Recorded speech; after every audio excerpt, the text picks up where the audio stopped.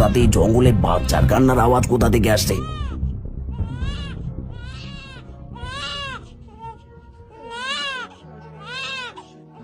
ওই তো ওখানে।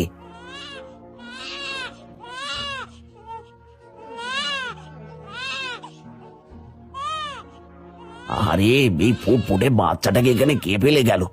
না, দেখে তো মনে হচ্ছে বাচ্চাটা খুব যত্নেই ছিল।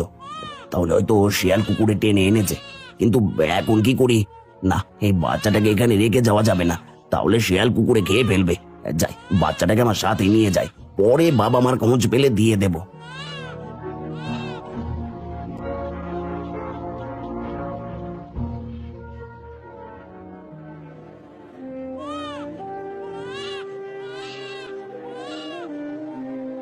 বাবা, তুমি এসেছো?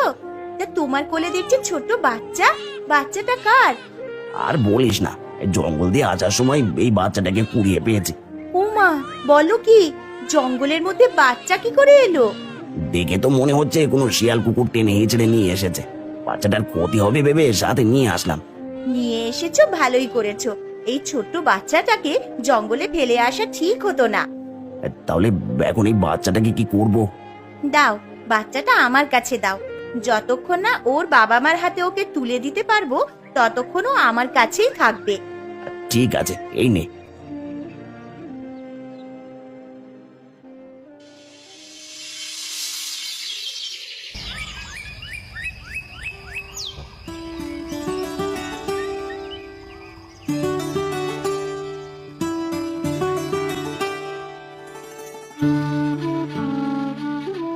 মারে, তুই বাড়িতেই থাক, আমি দেখি বাচ্চাটার বাবা মার কোনো খোঁজ পাই কিনা।